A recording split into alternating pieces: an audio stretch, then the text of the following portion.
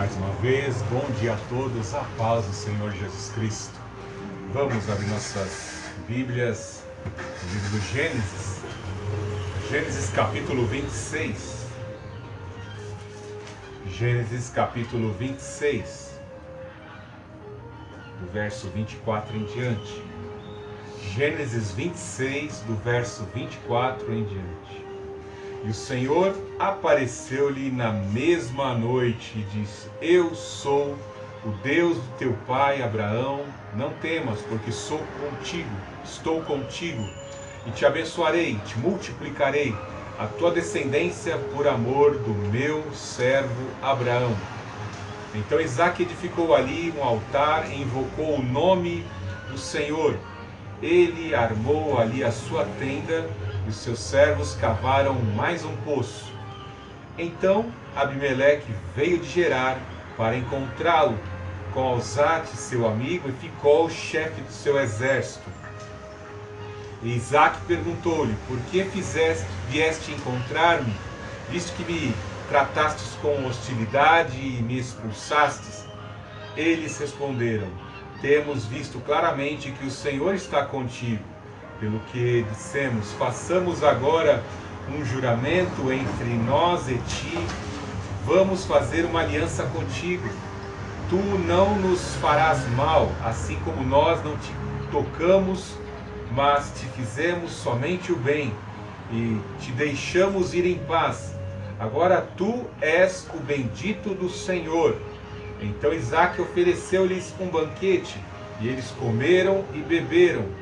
E levantaram-se de manhã cedo e juraram um ao outro.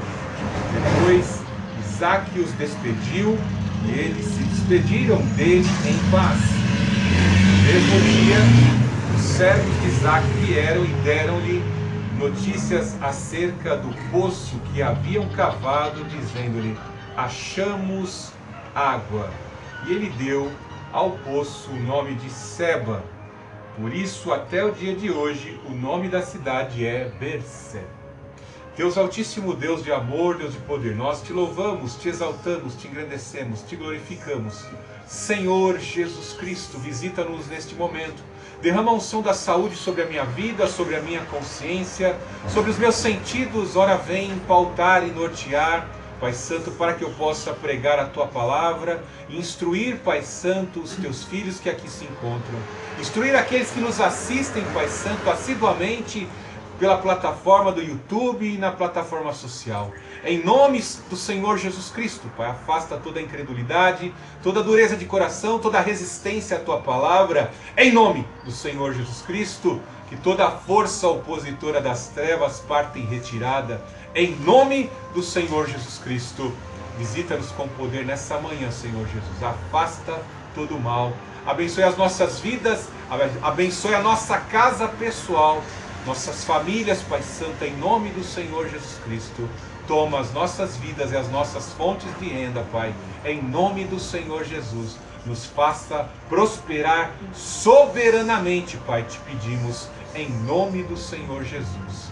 Invocamos, Pai Santo, invocamos o Teu Espírito Santo. E nesta manhã, glorificamos o Deus Altíssimo, glorificamos o Senhor Jesus, glorificamos o Santo Espírito. Amém.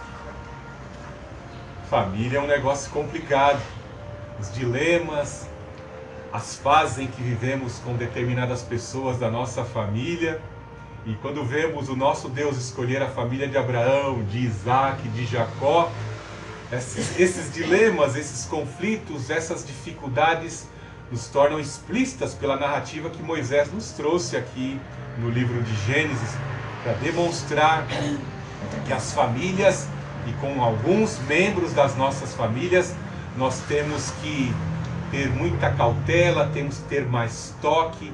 Quem é pai de família sabe muito bem disso. Quem são pastores nem se fala. Temos que saber lidar com cada um, muitas vezes, de uma determinada forma. Cada um tem um organismo espiritual, cada um tem uma capacidade cognitiva, uma capacidade de compreensão. Alguns absorvem mais rápido, outros absorvem de forma pífia e de forma superficial. Temos que aprender a lidar com as pessoas. É por isso que o Senhor assim deslocando a nossa vida. Nós que temos uma aliança com Ele, o Senhor nos desloca no tabuleiro da vida, esse tabuleiro de xadrez da vida, com o intuito de nos aprimorar no contato com as pessoas. Se estamos desenvolvendo frutos e virtudes, qualidades morais que representam, se encontram no caráter do Senhor Jesus Cristo, esses frutos, essas virtudes têm que ser lapidadas no convívio do nosso trabalho, até mesmo no convívio dentro do nosso próprio lar, com as pessoas à nossa volta, na sociedade. Em tudo e em todas as coisas o Senhor vai estar trabalhando com as nossas vidas. Não basta simplesmente falarmos bravatas, dizermos acerca da fidelidade, se nós, quando estamos em contato com o mundo, não conseguimos testificar a Jesus Cristo. Vamos cedendo e fazendo concessões, e quem olha de fora para nós vai achar que nós somos tão semelhantes quanto o mundo. Não existe diferença entre nós e o mundo. Temos que, de certa forma, incomodar aqueles que são das trevas. Andarão dois juntos se não concordarem. Existe discrepâncias no contraste, quando contrastamos o caráter de um verdadeiro cristão e uma pessoa que é do mundo. No falar, no agir, na forma de proceder, aquele que verdadeiramente testifica de Cristo vai brilhar.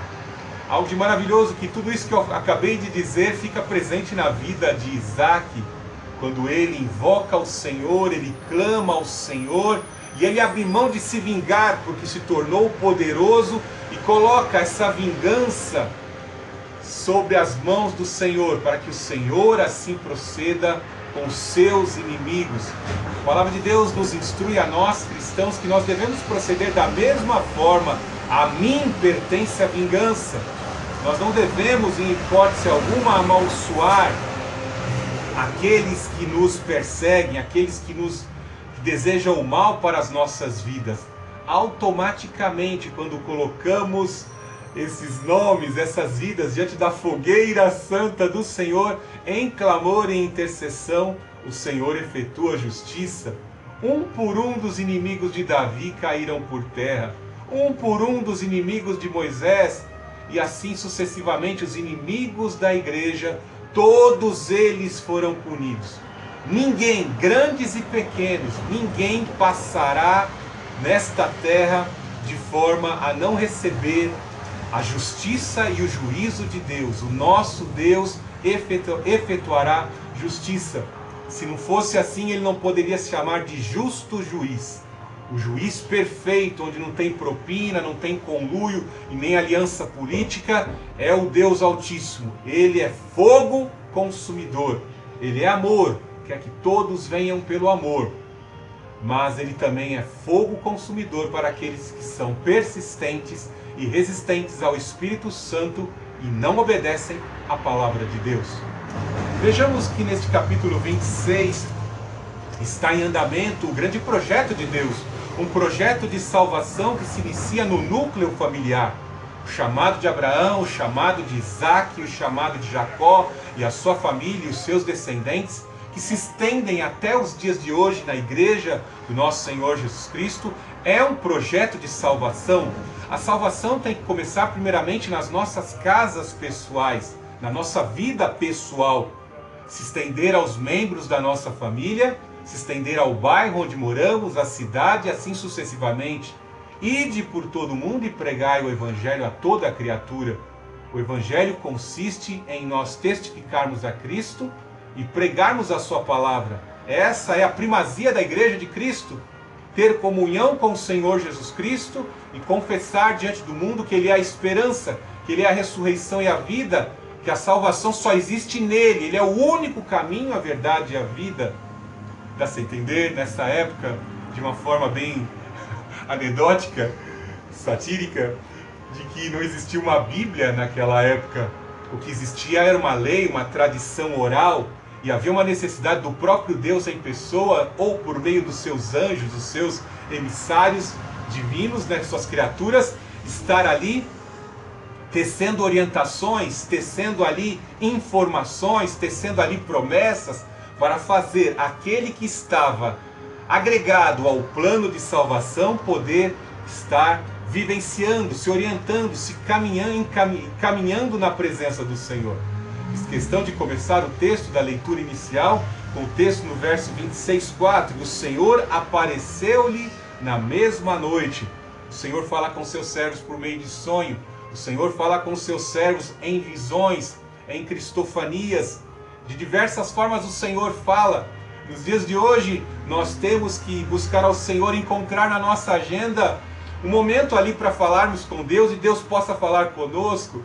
Aqui na Remanescente Cristã Filadélfia, é no horário do meio-dia até as 2 da tarde, nós fazemos leitura da Palavra de Deus, temos o nosso momento de oração, e é ali que Deus vai nos trazendo a compreensão da Palavra e as mensagens que aqui entregamos na Remanescente Cristã Filadélfia. Você também tem que ter um momento na sua agenda, dentro da sua agenda diária, um momento de devocional, um momento que você pega a Palavra de Deus para lê-la, para ouvir a voz de Deus, para que aquele texto e aquela palavra que tem poder possa entrar pelos teus olhos, pelos teus ouvidos e possa promover o conforto, trazer ao teu coração esperança, revigoramento, revitalização. Somente por meio dessa palavra que você poderá viver. Lembre que a palavra de Deus é poderosa. E disse Deus: haja luz, e no ambiente de caos e de trevas, a luz operou. A própria luz do Deus Altíssimo iluminou o ambiente de caos e de trevas. O Senhor deu ordens e ocorreram curas, demônios foram expulsos, barreiras foram transpostas pelo poder de Deus. Então, quando você se aproxima da palavra de Deus, creia que você pode ter experiência com Ele.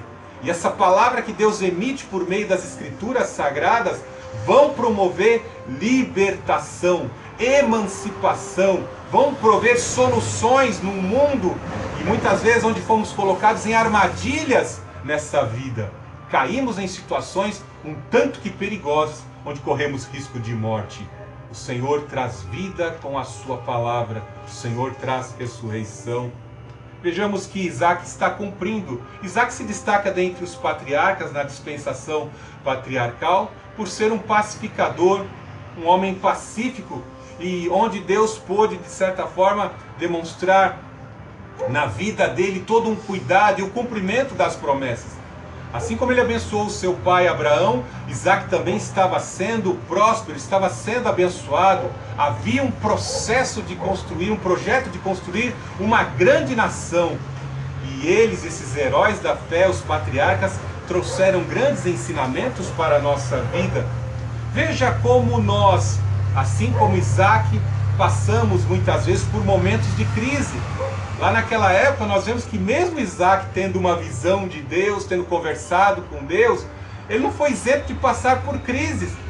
Nós pessoalmente, as nossas famílias, nossos negócios, nossos empreendimentos, muitas vezes começam a proceder, nós estamos adorando a Deus, colocamos a nossa empresa nas mãos de Deus e de repente vem uma crise. Quando vem a chuva, não vai chover só na minha plantação, vai chover também na plantação do teu inimigo, do teu concorrente, aquele que inveja o que você produz. Quando a crise vem, acomete a todos. Veja lá na Argentina, 52% da população já está em nível de miséria. Quantos homens que eram prósperos nos anos 80, no século passado, hoje estão na miséria, suas heranças praticamente foram dissolvidas pela crise. A crise vem e, de certa forma, vai englobar, vai embarcar a todos e submeter a todos. Mas algo diferente está sobre a vida daquele que verdadeiramente teme a Deus. Se nem a morte pôde deter o Filho de Deus, a crise pode destruir você. As ondas não afogaram o apóstolo Pedro por ordem do Senhor Jesus Cristo. Será que as ondas da crise, ou de qualquer crise, ou enfermidade, ou qualquer criatura podem destruir a tua vida?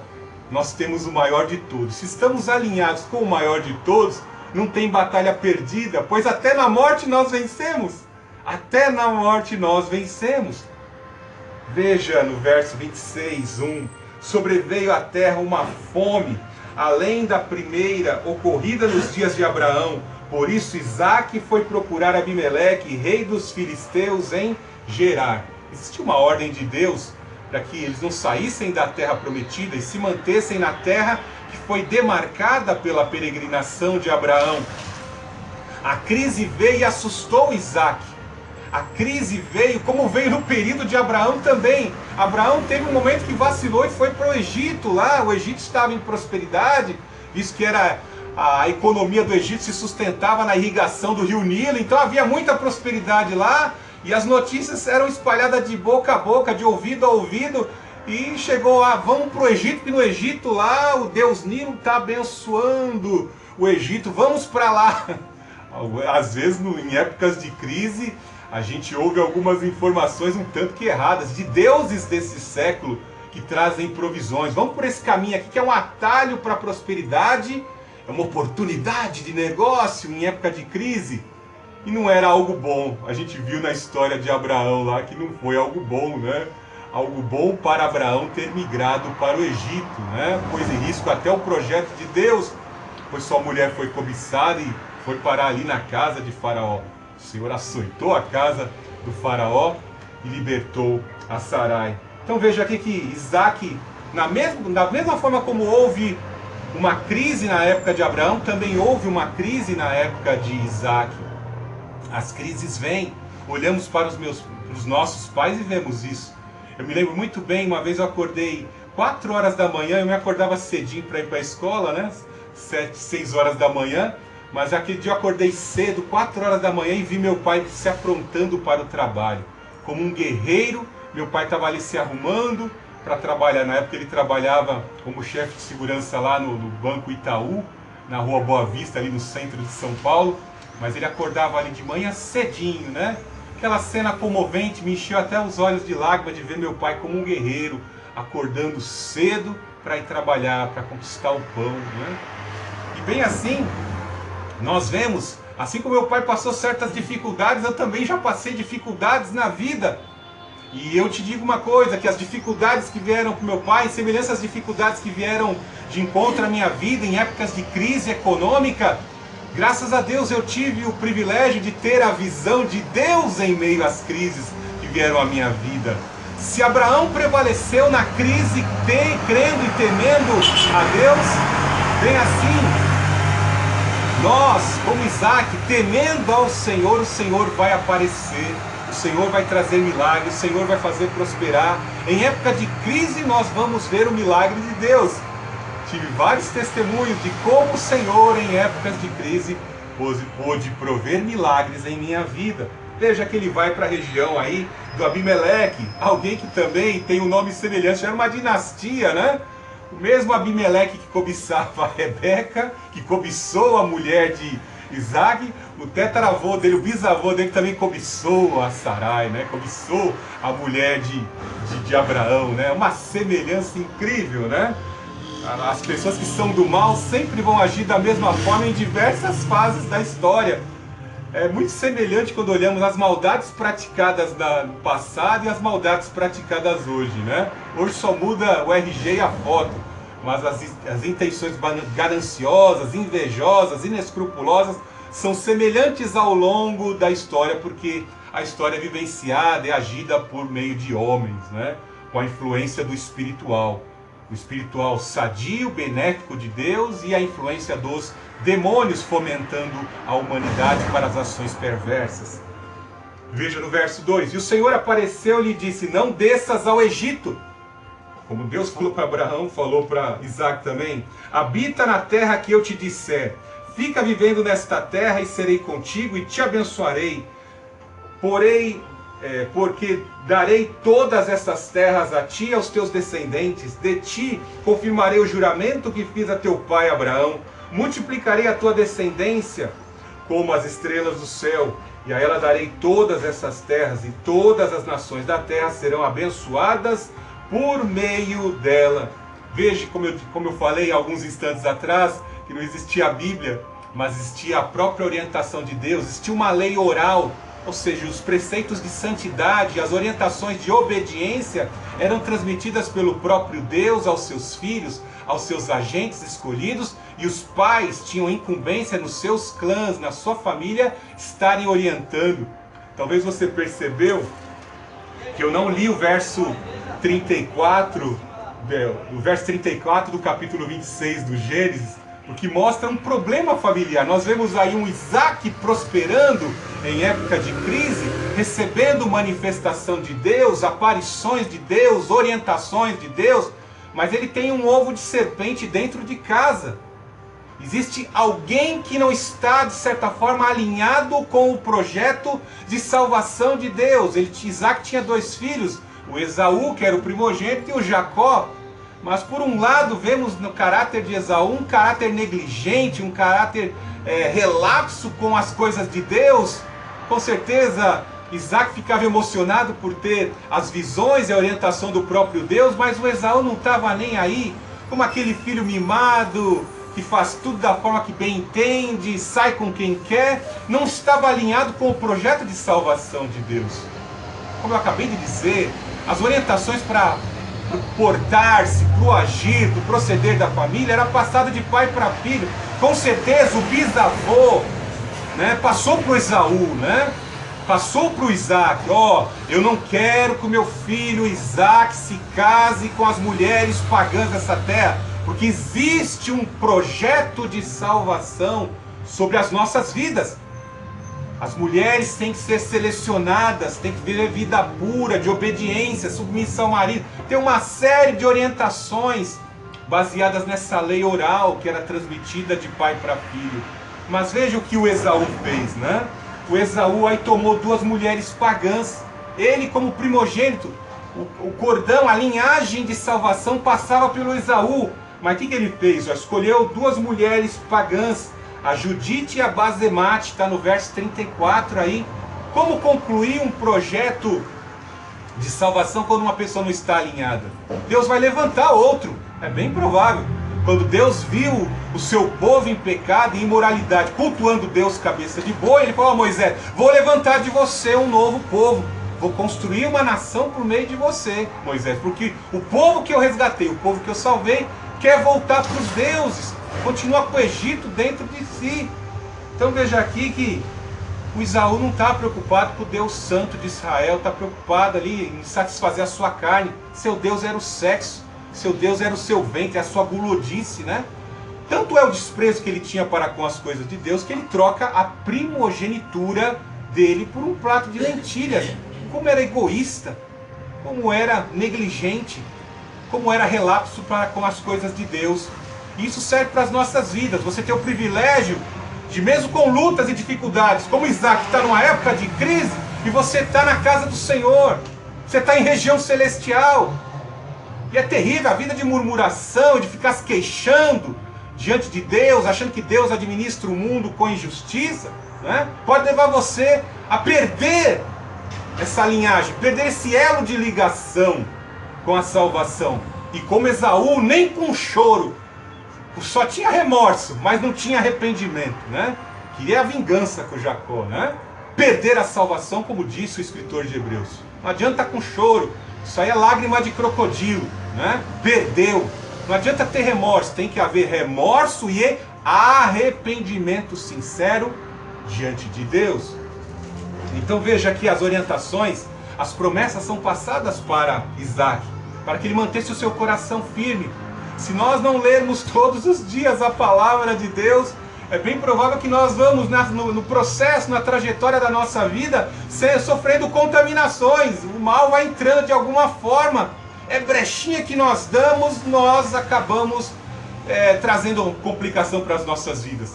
E às vezes você, como pai, conduzindo a sua família, um filho seu dá uma de Esaú, né? Começa a desobedecer, traz um problemão para dentro de casa. É terrível. Os filhos fazem escolhas erradas, são inconsequentes.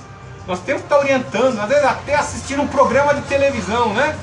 Teu filho está lá assistindo um programa de televisão e de repente altera por completo o comportamento dele. Por quê? Televisão, influência, né? Ele cria uma veneração com aquele personagem, com aquele super-herói lá, né? E começa a querer vivenciar igualzinho aquele personagem. O maior bruxo do século XX, o Alan Moore, disse: se eu conseguir fazer os telespectadores, a humanidade que assiste os meus filmes, fazer e vivenciar igualzinho os personagens que eu crio, as pessoas já estarão encantadas. Viu como é que se dá a magia? É encantar, é levar as pessoas a praticar aquilo que desagrada a Deus. Veja no verso 5, 26:5, porque Abraão obedeceu a minha voz e guardou os meus mandamentos, os meus preceitos, os meus estatutos e as minhas leis. E assim Isaac habitou em Gerar. Note que a sabedoria de Isaac consistiu em obedecer. Quero ser igual ao meu avô, quero ser igual ao meu pai Abraão. Vou obedecer ao Senhor. Nem que eu sofra o dolo, nem que eu sofra a injustiça, eu sei que o meu vingador se levantará sobre a terra. Ele vai fazer, vai efetuar a justiça. Ele concedeu provisão em época de crise para o meu pai Abraão. Eu vou obedecer. Não vou pegar atalho. Não vou pegar atalho. Quando olhamos para a vida de Abraão, vemos que ele cometeu algumas quedas, né? Mas no ápice da provação, Deus usou a vida de Abraão como exemplo para todos nós. Quando Deus pede o sacrifício de Isaac, aquele homem, Abraão, escolhido por Deus, expõe diante do mundo daquela época e do que haveria de vir, que somos nós, que ele ama o seu Deus acima de todas as coisas. Ele pega o filho da promessa e leva ao monte Moriá para o sacrifício. Isaac tinha isso em mente porque ele carregou o fardo de lenha, ele obedeceu e não ficou murmurando, né? Com certeza o Isaac estava subindo ali juntamente com seu pai Moriá, carregando o fardo de lenha. Tá muito estranho isso aqui, viu? Tô carregando a lenha. Cadê o cordeiro? Cadê o animal que vai ser sacrificado? Será que serei eu? Bem assim, o Senhor Jesus Cristo também no ápice de exposição do amor de Deus, ele também vai como ovelha muda ao abatedouro, porque sabia que a vontade do Pai era aquela. Somente o próprio Deus encarnado poderia dar fim aos pecados. E foi assim que o Senhor realizou a sua obra. Note como Deus trabalha a longo prazo, né? Usando os exemplos e as experiências dos heróis da fé há décadas, há séculos atrás, para construir um cristianismo forte nas nossas vidas, por meio do Senhor Jesus Cristo e por meio, né, do Espírito Santo no nosso interior, hoje, na pós-modernidade. Veja no verso 7. Então os homens do lugar perguntaram-lhe acerca da sua mulher, e ele respondeu: a minha é minha irmã, pois temia dizer, é minha mulher, para que, dizia ele, os homens deste lugar não me matem por causa de Rebeca, porque era muito atraente. O mesmo problema que Abraão teve, Isaac também teve, né? Jacó também teve, principalmente com relação a Raquel. Todas essas três matriarcas, a Sarai, a Rebeca e a Raquel, eram mulheres lindíssimas, né? E com certeza naquela época, uma época de terrível barbárie, né? Essas mulheres chamavam muito a atenção. Nos dias de hoje, né? A gente vê nessa pós-modernidade, até recomendo aos meus alunos, não fiquem andando muito no verão com a cara para cima, porque aqui as mulheres andam praticamente semi-nua, não existem restrições, né? E as pessoas ficam encantadas. Se já nos dias de hoje as mulheres andam semi-nuas, imagina naquela época que as mulheres andavam vestidas, né? Mais vestidas do que hoje, né? Imagina que elas chamavam muita atenção.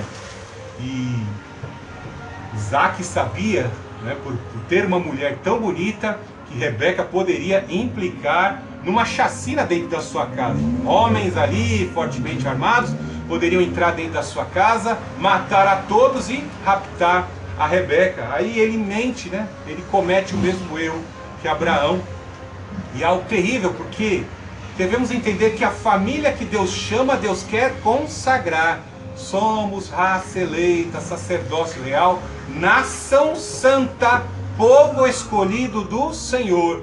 Deus vê os nossos corpos como templo do Espírito. O Espírito em que nós habitamos sente ciúmes. Nossas famílias são consagradas. Nossos órgãos reprodutores e sexuais são consagrados. Deus consagrou a família de Abraão. Deus consagrou a família de Isaac e a consagrada de Jacó também. Né? Os homens quiserem pequem, mas Deus consagra. Tem um plano de salvação através de consagração. Pois sem santificação ninguém verá Deus, né? Então, aqui nós vemos o erro de Abimeleque, de Isaac, em mentir acerca da sua esposa. E o que aconteceu, né? Já fazia muito tempo, né? Imagine que quando os homens viram aquela mulher bonita naquela região, eles viram ali muito tempo, né? E todos vivendo ali, talvez alguns príncipes, alguns generais, alguns comandantes, olhando para a beleza daquela mulher e acreditando que ela fosse a irmã de Isaac, né? Ou vou juntar um dinheiro para pagar um dote e comprar essa mulher para mim, né? Mas veja o maioral da terra, o Abimeleque, né? Filisteu, né? Ele está de longe olhando. O invejoso Abimeleque está de longe olhando, de uma janela vendo os dois namorando, se acariciando um ao outro, né? E ele ali de cima percebeu, esse carinho aí não é de irmão para irmã não, esse carinho aí é de intimidade. Ou seja, viram eles ali num ato de intimidade. Isso, né? Jogou um balde de água fria no Abimeleque, né? Isso nos traz um grande ensinamento, né? Que às vezes a gente está desfrutando de algumas bênçãos que recebemos, da esposa que recebemos, dos bens materiais que recebemos. Tem gente por trás da janela olhando. Você chegou com um carro novo e tem alguém por trás da janela olhando. Tem alguém cobiçando as suas conquistas. Porque tem alguém, às vezes, está lá trabalhando, fazendo um monte de coisa errada e não prospera. Tem gente que está distante de Deus e não prospera. Tem gente que está em constante comparação. Poxa, como ele consegue em menos tempo ter mais do que eu, né? Olha a mulher do cara. Olha o carro do cara. Por que as coisas parecem que estão dando certo para ele, né? É coisa terrível, né? O Salmo 73 nos dá uma visão clara. Asaf ali, que era um adorador de Deus, que tinha o maior tesouro, estava na melhor posição diante de Deus, era um adorador, estava na presença de Deus. Ele está se contrastando com o mundo, né? E ao se contrastar com o mundo, ele se contrasta o Deus que ele tem, que é o maior de todos, com os deuses da terra, que oferecem de forma muito fácil as coisas dessa terra.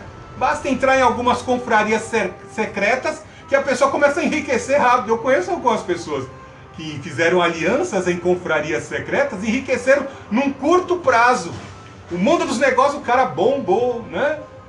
O Salmo 73 mostra claramente, não tem inveja desses que prosperam no mundo, que tem carrões, estão cercados de mulheres bonitas.